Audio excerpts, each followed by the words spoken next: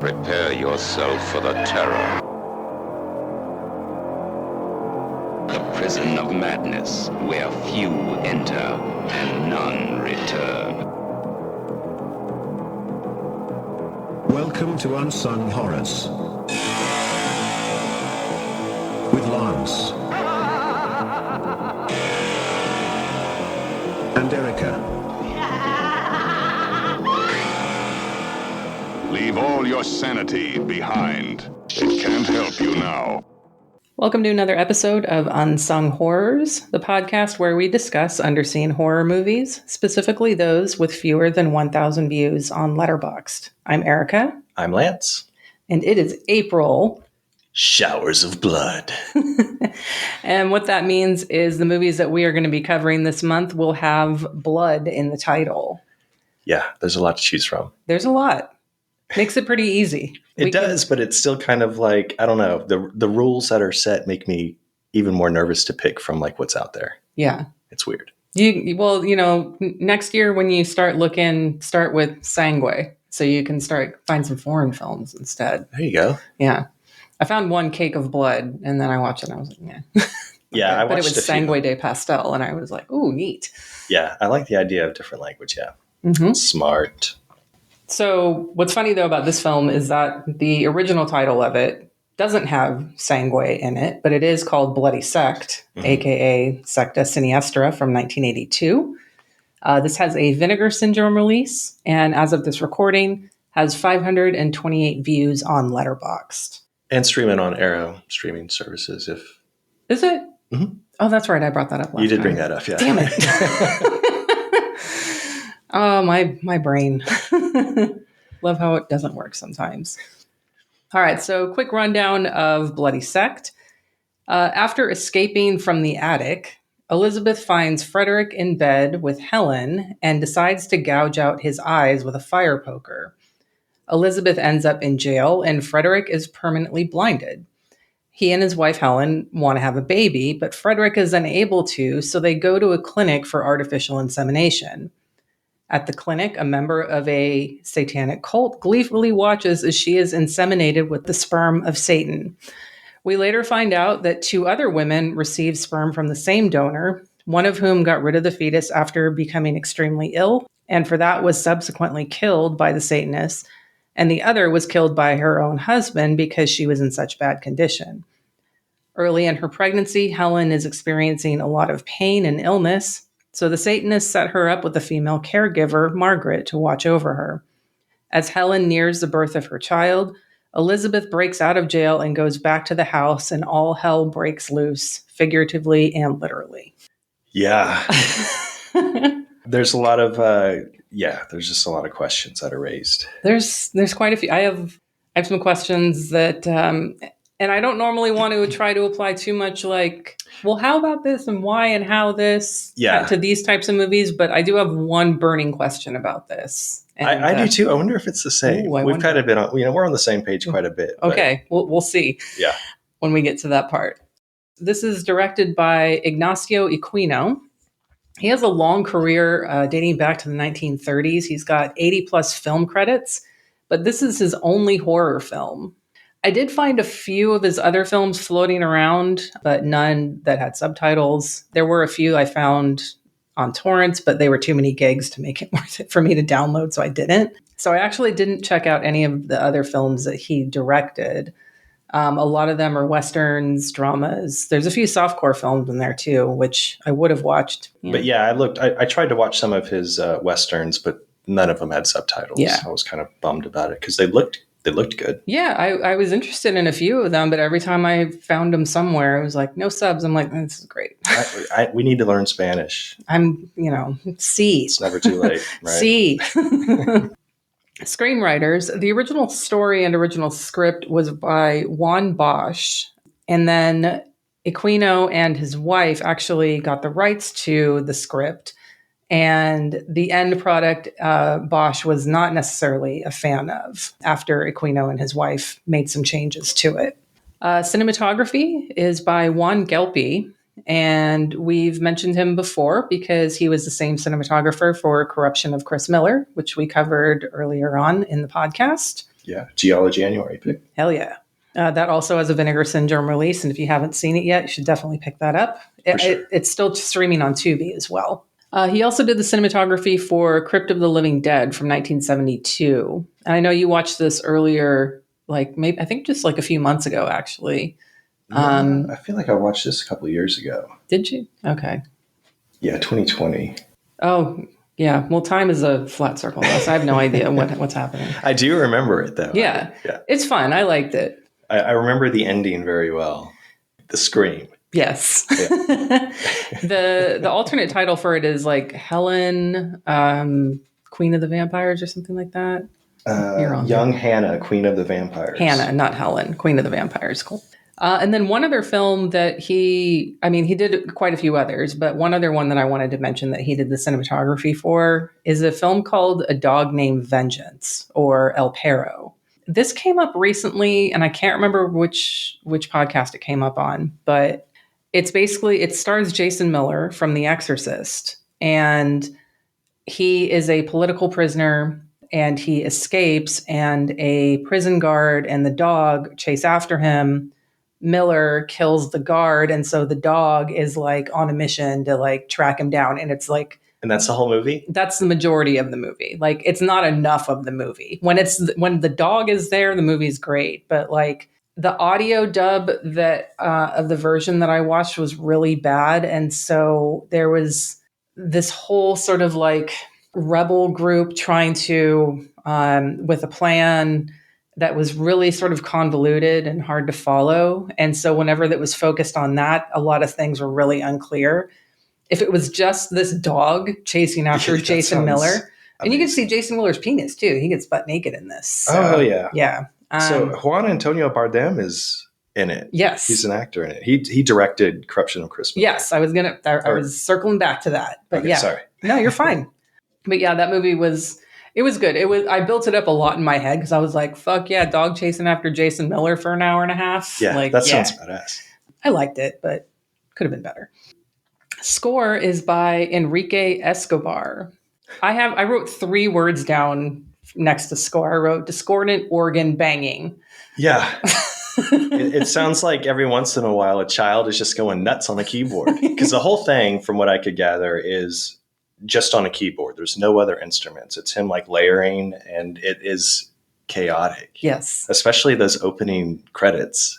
And I mean, I'm just going to point out right now, but some of the musical cues feels like I envisioned him just watching the movie with like, staring up with the keyboard in front of him. Yeah. And something happens and he quickly hits the keys. So it's like there's a 2-second like missed opportunity.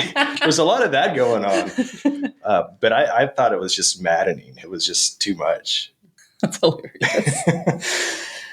So as far as like production information goes, there is a commentary track on the Vinegar Syndrome release from Kat Ellinger.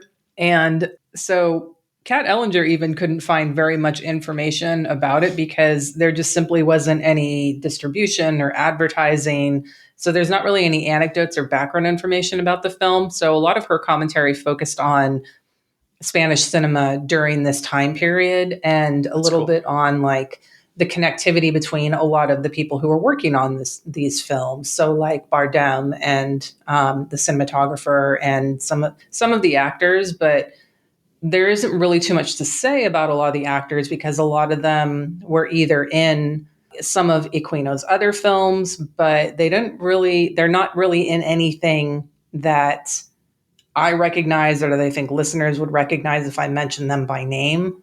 Looking through everyone's filmography, I was like, I don't see a single thing that I've even heard of before. I saw a few that I was interested in watching, but again, couldn't find subs.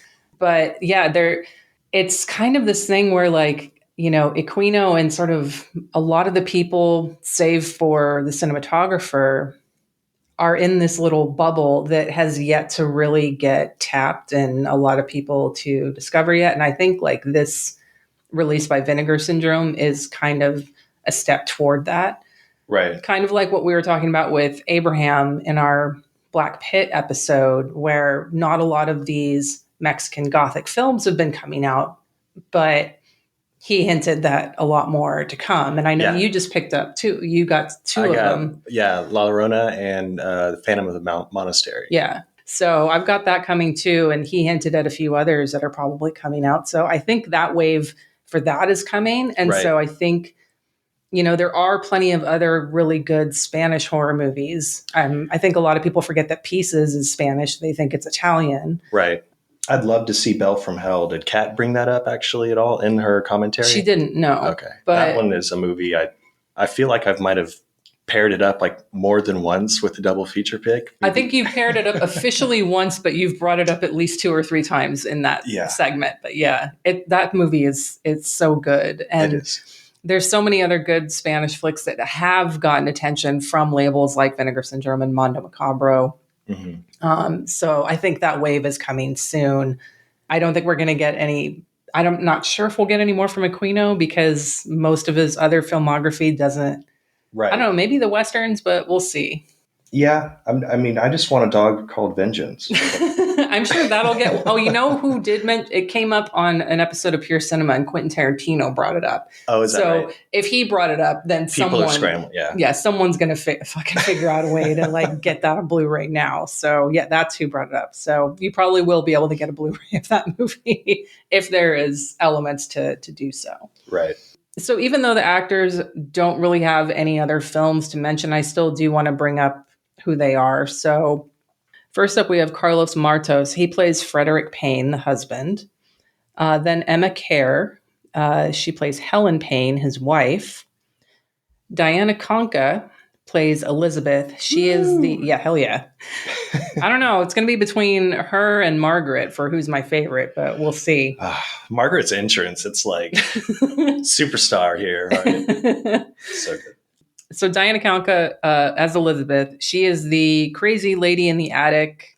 And also, I'm 95% sure Frederick's ex-lover because there's a throwaway. Okay, at some point, like at first I thought she was the wife, and then he locked her in the attic, and then Helen was the lover. But I kind of got that too. Like I thought they were exes. Like I don't know if they were married. Mm-hmm. But yeah, like it's weird how she was just still in the house. They're waiting to like send her off to the asylum or someone to pick her up and take her away. Yeah. Locked up. I would love to get like a prequel to this movie. Absolutely. That's a great call.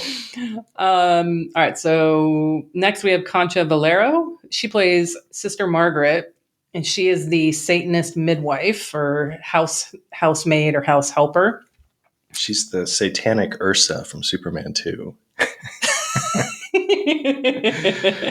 don't know. And I saw your review about the movie. This next guy, Henry Ragoud, he's credited as Satanista Jefe, or basically the boss of the Satanists. And your review mentioned that he looks like a particular actor. Do you not agree? I agree 100%. He looks like Chris Sarandon. 100%. Just like, when I first saw this, when I bought it years ago, I think, for Vinegar Syndrome, and just haven't watched it. As soon as I saw this on their site, I'm like, oh shit, Chris Sarandon is in this Spanish movie?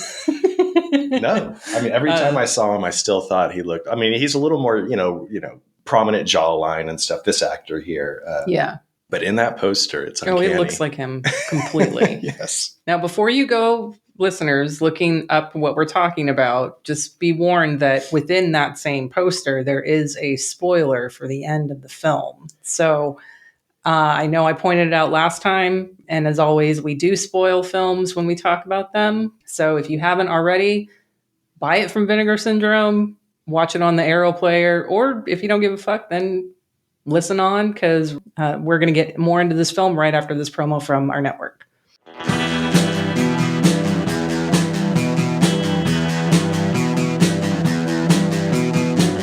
You're listening to the Prescribed Films Podcast Network, home to hundreds of hours of free podcast entertainment. The shows on this network all have a common goal: providing you with the best discussions about movies and other forms of entertainment media. The PFPN hopes to fill your earholes with audio joy. Visit our website with links to all the other amazing shows at www.thepfpn.com. Thanks for listening.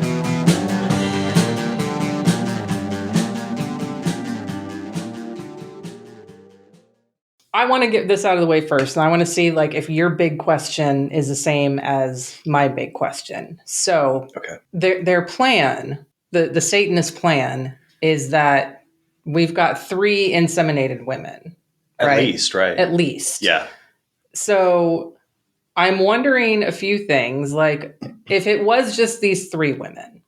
Was the original plan to have some sort of unholy trinity? Like, are they like, we want all of these women to carry to term? Or were they like, let's just roll the dice and at least one of them, it should happen? That's not my big question. Okay. All of these women have been inseminated with Satan's sperm. Yeah. Okay, I think you're smiling, so I think you have the same question as me. Yeah, we're headed to the same. How did they get Satan's Yes. Where did the demon seed come from? That's my note right there. Is there like some sort of sperm clinic in hell, like milking the devil? I don't know. I have sub questions to this. If Satan is jerking it into a cup, what is he reading or watching for enticement? If you're the devil, like what could you possibly watch that's getting you off? I mean, probably the same movies you watch, which are children being murdered over and over again. That's true. That's No, fair. that's a good question.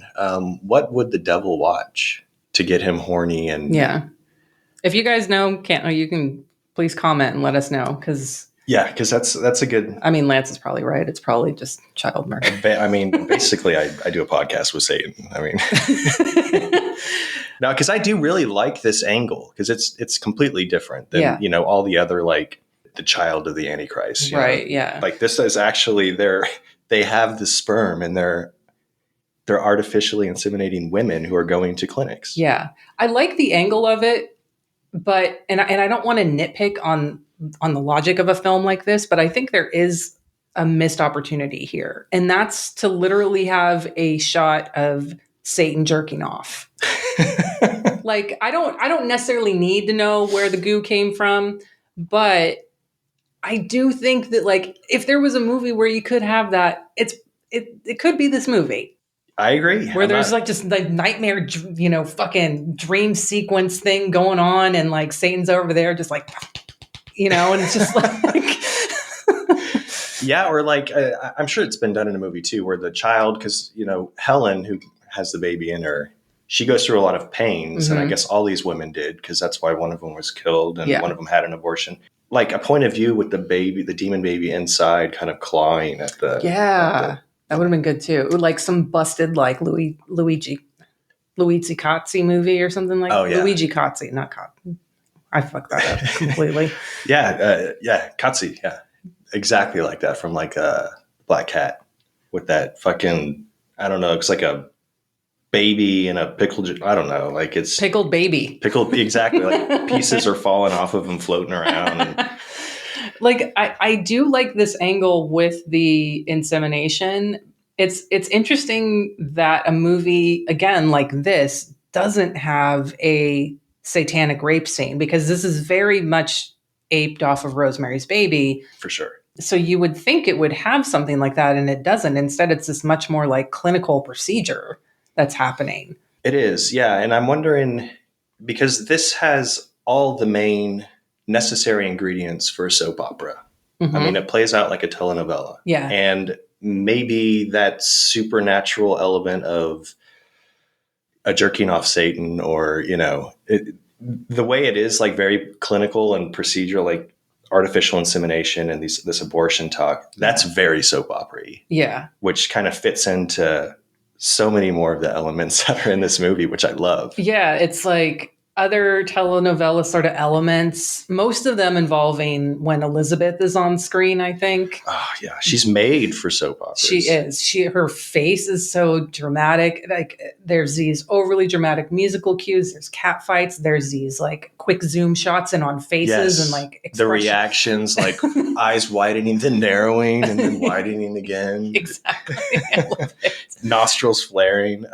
Yeah, like you said, the cat fights too. But even like some of the main plot points, like a man is blind and he's going through like trying to deal with his blindness or his disease. There's always like some sort of sick character. There's a crazy ex-wife that's causing havoc on families. There's just a lot going on. An evil doctor at a clinic. I mean, there's I just love it. I love all the soap opera elements that are going, and a lot of weird overlong kissing. Yeah. I mean, this is a little more, there's nudity and it's way more sexual than a lot of televised soap operas, but it feels like it's like staged, the kissing and stuff. Oh, for sure. Yeah. Like they're even not even just like kissing, but like mouth close-ups, because when the doctor gets killed in the parking lot and like he's on the ground, blood's coming out of his mouth, that shot holds for so long. Every single kill scene, I think like Aquino had a huge infatuation with blood coming out of people's mouths, because every single death scene, you just focus in for, I mean, like you said, it's a good like 30 seconds plus of just these people spitting out the beautiful red paint, bright red paint blood, yeah. which I love. Yeah, the abortion doctor, the woman, when she spits her blood like right on the camera. Yeah. Love it. That's a supernatural kill. That's where it gets, that's really weird. It gets, oh my God, there's so much stuff. There is. I mean, it's there's supernatural elements. There's satanic elements. There's so much. I did want to get back to kind of the soap opera elements, because you were mentioning like the characters, and a lot of times, you have some sort of like sexy, strong male character in this. You don't have that at all in here, because Frederick, he starts off that way. He's introduced as an ex-mercenary. He's like an Indiana Jones, like his backstory. Yeah. What's that? That's one of my questions too. And again, I shouldn't focus on like, but what's the purpose of that background? There isn't one, because he's given this great backstory. He's traveled all over the place. He's been a prisoner of war. He was an ex-mercenary. He was imprisoned in Uganda, killed everyone to escape with a sword. He pointed out, was a bodyguard to an Arabian prince. Yeah. To me, I feel like it's setting him up because he is this powerful male. And then this crazy woman comes and just takes all of that away. His eyesight, his ability to, impregnate a woman. He becomes impotent. I mean, she just wipes him out in a matter of seconds with that little gauge of, he definitely has all of his masculinity taken away from him. I don't know if his infertility is, because they said it was something congenital or something like that. So they did, yeah. I'm not, but I mean, even then, that's just like adding to like, oh, you can't see, you can't fuck. Well, you can fuck, but you can't make babies. He should be happy, but whatever. But I don't have to look at children. I don't have to have them. This is great. But yeah, he's pretty, like, he's set up really great. And then you realize, like, for most of the movie, you're like, he's just puttering around and like yelling and like, where are you? What's happening? And then at the end, he kills Margaret with a sword. And I was like, was that whole setup just for that? I love that scene because he's, he plays blind. He gets fake eyes, and but how he plays blind is what so many actors do, is they look up. They look up, yeah. So he's stabbing her in the back, just looking straight up, and I'm just like focusing in on him and not the actual, murder taking place, and it's just very, very funny to watch. Yeah, but there is no strong male. I mean, and with any soap opera, any long running seasons, it's these ongoing seasons with soap operas. You fall in love with, a single character or multiple characters. Yeah. And, we've brought up our two favorite characters already. Elizabeth is that character for me. As soon as she's introduced, she is wearing this witch mask and she just starts fucking with Anna. Yeah. And throwing like mattresses on her and just hulking out and freaking out and laughing like a maniac. Yeah. Because she's, previously mentioned is insane and somebody needs to take her away. But she is just so compelling to watch. Her facial expressions, she's dressed like, I don't know, like Madonna's Like a Virgin era. Like she plays dressed up throughout the whole like kind of movie. She reminded me of the music box maniac from Black Pit of Dr. M. Yeah. She's just kind of like hopping around and stealing the show. I mean, she really is. And she's gone for a big chunk of the middle of the film, because after she stabs out Frederick's eyes, she gets taken away to jail. So she's gone for a good chunk, but you don't actually feel her gone for that long because this movie moves. There is not a single scene in here that you pick up your phone and look at like what time is it? Or like hit pause how much longer in this film, it moves. It does. Like as soon as it started, the first like 10 minutes, 15 minutes, it just races. I mean, it's kind of, I don't know, from the first shot, it's very, and the restoration is beautiful. Oh, yeah. Like it immediately captivates you. But things just move along in a crazy hurry, even though they're kind of slowly set up, with that whole talk of, Helen showing up and Frederick being a mercenary and all that backstory. Yeah, it's just bookended by the beginning, I think, is just so well done. And then, of course, like the last 15 minutes is just too much to take. I mean, the last like 10 minutes of, we haven't talked to him about it yet, but that young kid Peter's running around. Everybody's kind of just running around frantically. It reminds me of that, like a scene in Scooby-Doo where you're looking down a hallway and all the characters are chasing in and out, of different rooms, chasing each other. Yeah. Just like, it's so fast. And yeah, it's like Elizabeth is running up the stairs back up there because Margaret's chasing her. And she's like, I'll get you soon. And then Peter shows up and she's like, gotta get that boy. And then the doctor's wife shows up and she's like, oh wait, gotta kill her and like get her into the garage. And they kill a lot of people in this. And I think that's another reason why it feels like it's paced so well, is because it's not like, okay, within like 10 or 15 minutes, all these people get killed. It's spread out so well throughout the film. And then there's so many. And again, I'm probably make a lot of comparisons to Rosemary's Baby. Rosemary's Baby only kills 2 people. Is it Hutch, her old friend, and the younger girl who lived in the apartment before them, Terry. Yeah. And this has a fucking body count. So the Satanists kill the female abortion doctor who terminated the pregnancy of the first woman who was inseminated. And that's this whole supernatural, like, wind comes in, furniture is moving poltergeist style. And she gets, like, the room just falls apart on her. And that's kind of what kills her. She gets, like, smashed with the gurney, like, over and over again. Yeah. And it's just, I liked it because they look like they're dressed like priests. Yeah. So to me, it's like these right-wing fanatical priests coming into an abortion clinic and just like, okay, this is kind of real. Yeah. Feels like it. My favorite kills, though, are the woman who got the abortion from that doctor and her husband. Yes. In the elevator. Yeah, that lift, it's with the straight razor. With straight razor, like the mirror breaks and like the glass pieces come in her and like slash her neck and kill her. It's very Giallo-esque. It is. Yeah. And then you throw in that bright red blood. It just, I kept feeling that Italian influence there. Yeah. And then I think so the Satanists didn't actually kill this couple, but the second couple who was impregnated, we already mentioned supernatural elements. We already mentioned satanic elements. Now we're going to get into zombie elements because the second couple, the Satanists are trying to track down all the women who've been inseminated. They find the first one, they kill her because she got an abortion. The second couple, they show up and the wife is already dead. She's in a coffin. The husband's mourning her. And then while the husband is talking to El Jefe, the coffin opens and the dead wife starts rising out of it like a fucking zombie. Yeah.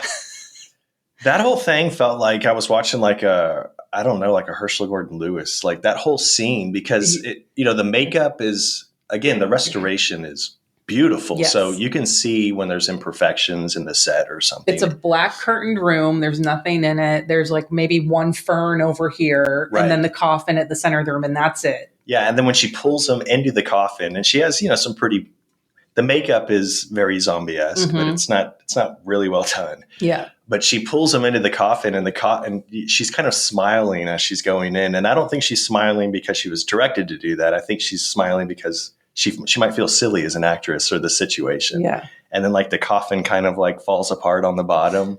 That's, that whole scene doesn't feel like anything else in the movie to me. No, not at all. But I love that it's there. I love it too. I especially love it because El Jefe, the Chris Sarandon guy, is just kind of like, he doesn't have a watch, but he's just sitting there kind of smiling, like waiting for the zombie wife to take the husband who's yelling at him saying, I'm going to kill you. Yeah. It's very humorous. That whole scene just made me laugh. It's so good. Other body count, you've got the doctor's wife. So the doctor being the insemination doctor, the one who gave all the women the Satan spunk. Mm-hmm. she came to the house to check on Helen and saw what a bad condition she was in and was going to try to go back to town to get the doctor. But Sister Margaret stopped her.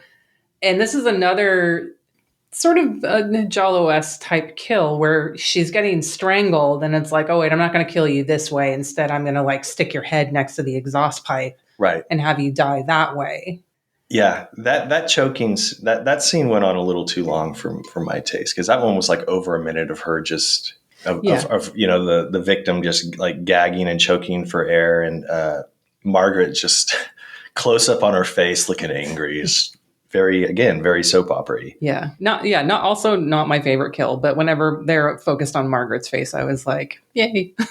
Yeah, she's great. Then you have the actual doctor himself in the parking garage. He gets hit with a car and then he gets stabbed. Yeah, the whole setup's really odd too, because he's walking out to the parking lot and then all the headlights in the car just start flashing.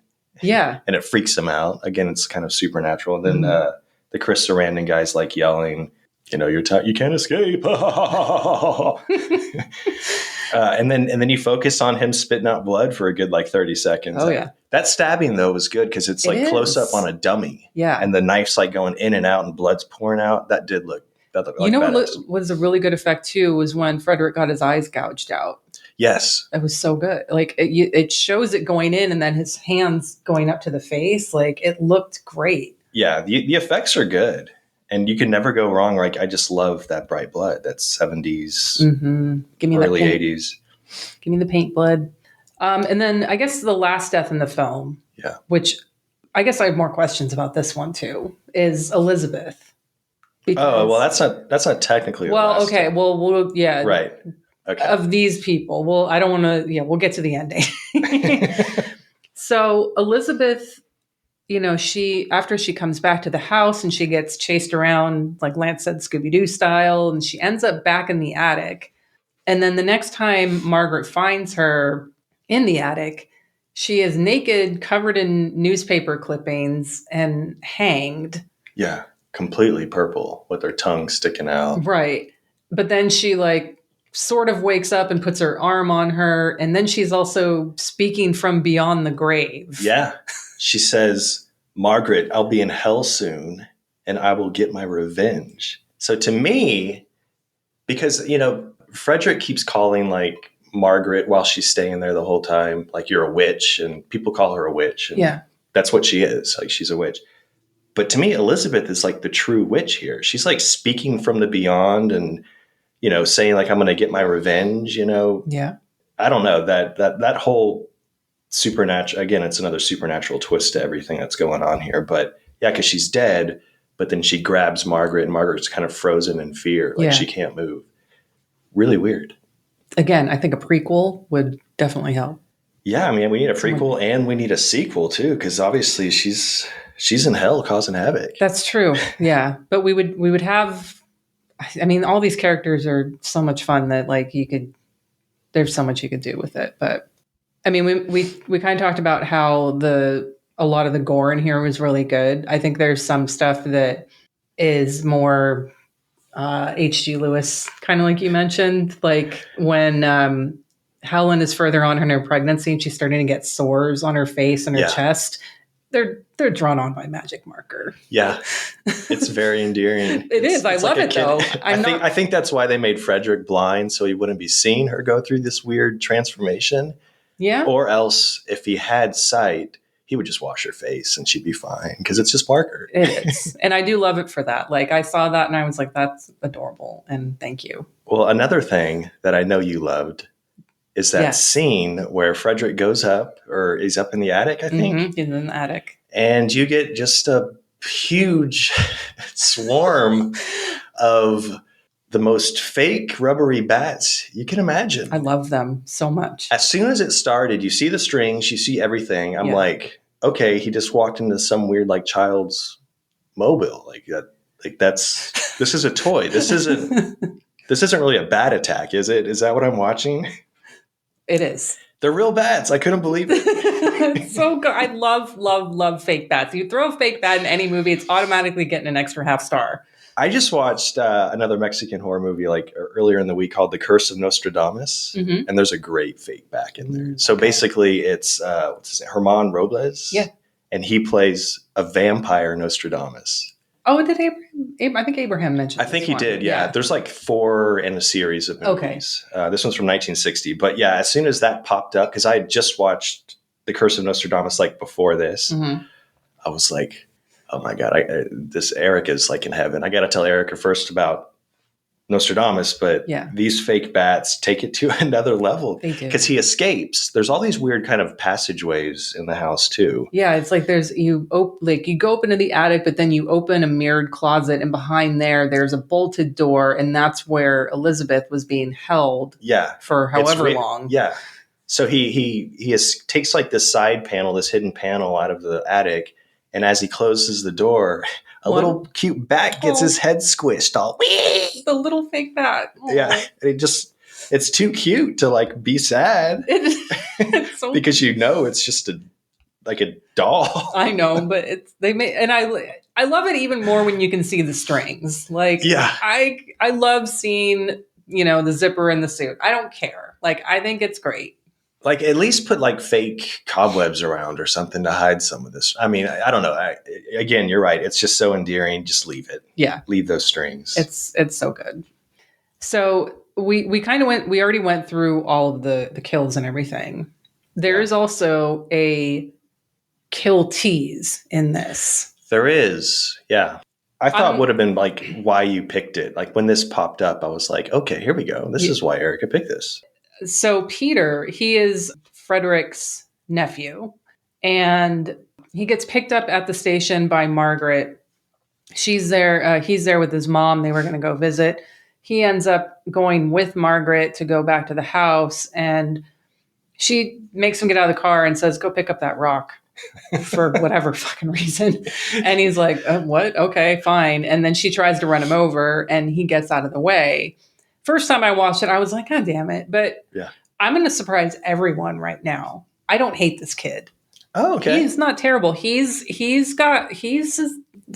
I don't want to say spunk because we keep talking about sperm, but like he's got like he's that kind of kid. Like, he's got a little bit of an attitude. Like with Margaret, he's like, I don't want to go with you. Fuck you. I don't like you. And it's like, I do like him. Yeah, he plays terrified really well. I thought he acted really well. Yeah. So I didn't hate the kid. So I wasn't mad that he didn't get killed. I would have liked for him to get killed so I could include him with the child killed project and list and everything. But it's fine.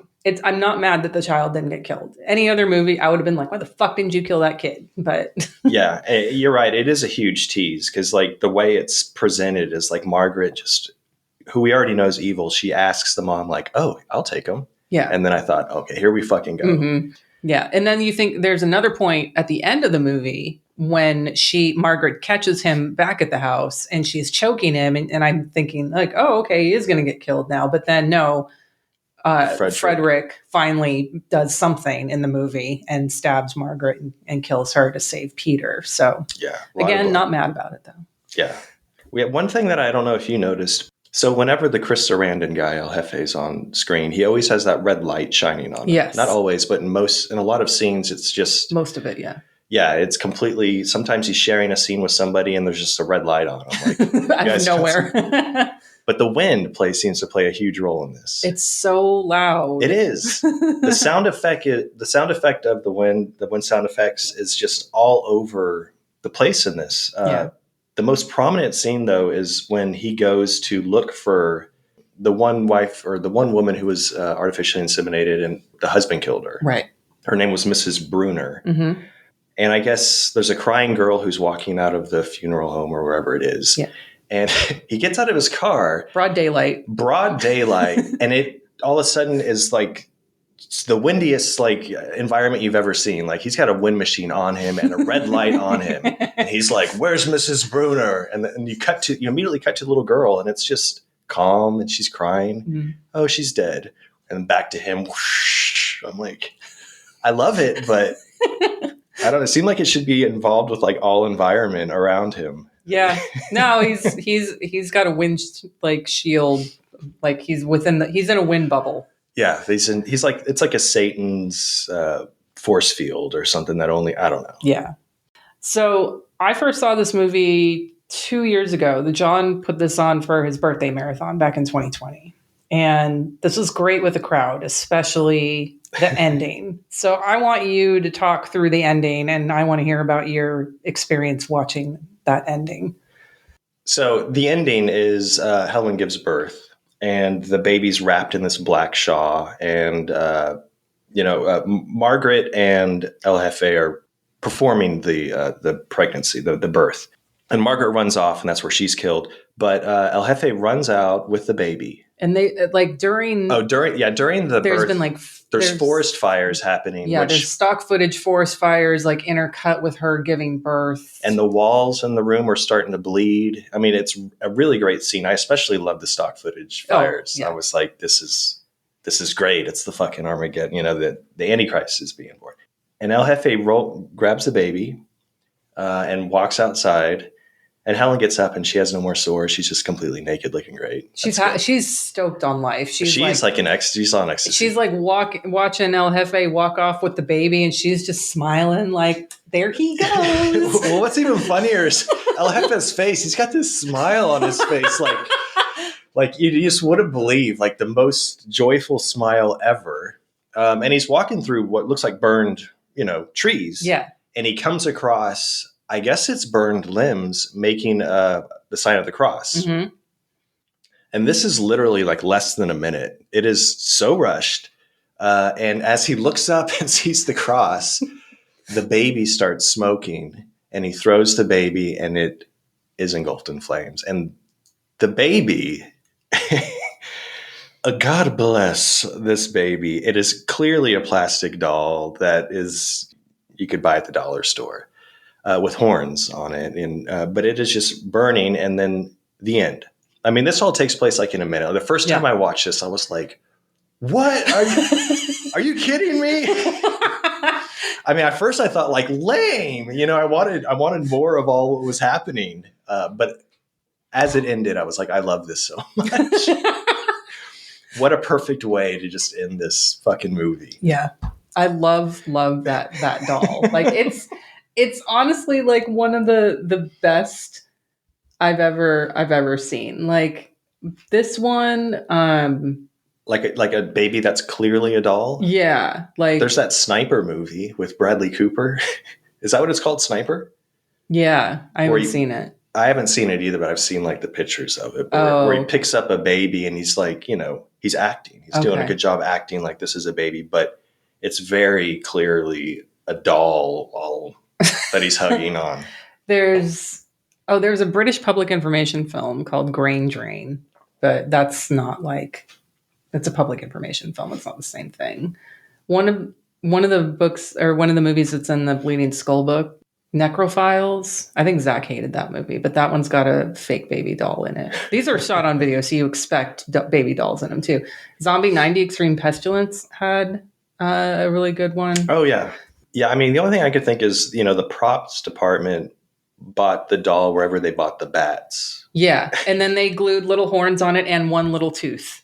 Oh yeah, there is a tooth. I think you could. I mean, this is a spoiler. I think you can see it better in the image. Yeah, of the poster that's on. Yeah.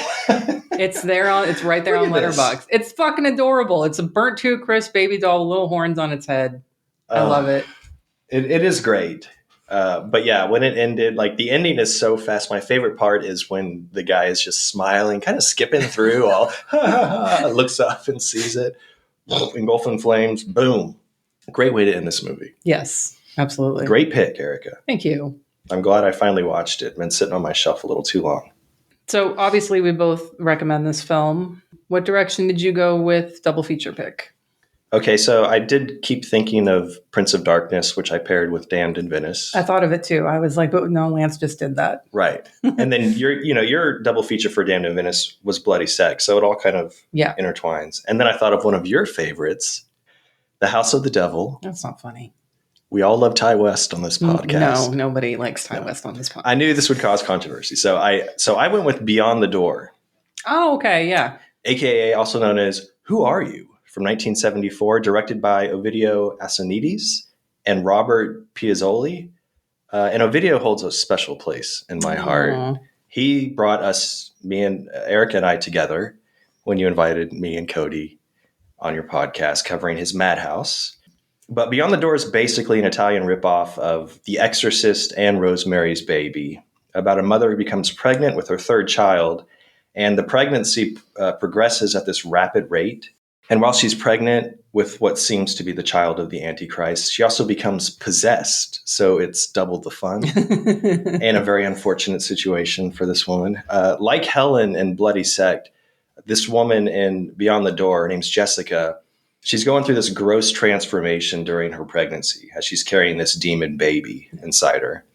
The plot doesn't really make any sense. Yeah, it's in Italian. Yeah. And that's okay because visually, Beyond the Door is just like this gross, trashy party that's just fun as hell to watch. It has like the usual demonic possession tropes with the vomit, the deep demon voices, but it's really fun. It's supposedly the first in one of those strange Italian trilogy collections, where where sequels are weirdly assigned or linked to other Italian films that are completely unrelated. Yeah.